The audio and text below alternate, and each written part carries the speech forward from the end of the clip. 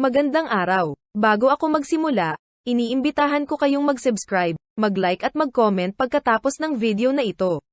Sa aming balita, AdProm ng ABS-CBN kakasuhan ng MTRCB.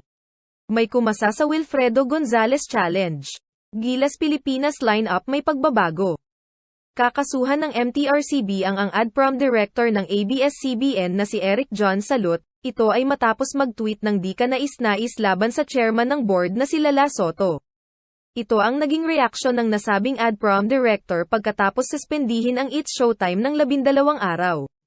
Narito ang tweet ng nasabing AdProm director, "Wala kang delikadesa Lala Soto. Kadiri ka, kayo mga ka-PCE.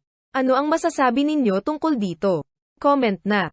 Sa susunod na balita, may nag-challenge accepted sa trending viral video ni dating pulis Wilfredo Gonzales, isa nan amang road rage na may pagkasan ng baril ang naganap sa Barangay Bignay sa lungsod ng Valenzuela. Sa kasalukuyan, ay wala pang pagkakakilanlan ang nasabing lalaki, na siya namang agad pinanawagan ng mayor ng Valenzuela na si Wes Gatchalian. Inatasan nito ang pulisya ng Valenzuela na matunton agad ang nasabing lalaki sa video.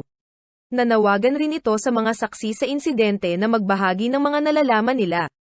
May another press con ba na magaganap? Comment na.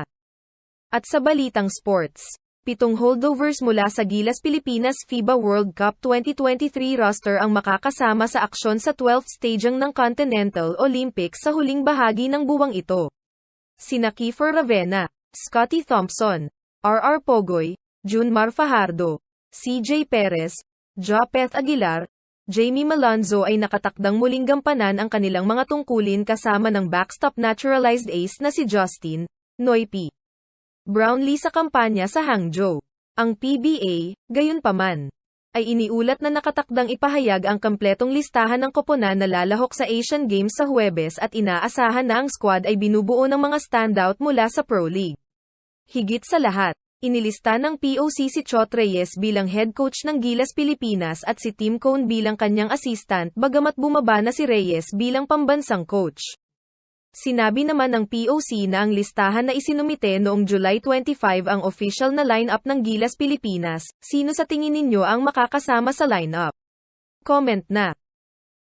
Ako si Gia Adeline mula sa Pinoy Current Events. Nag-uulat.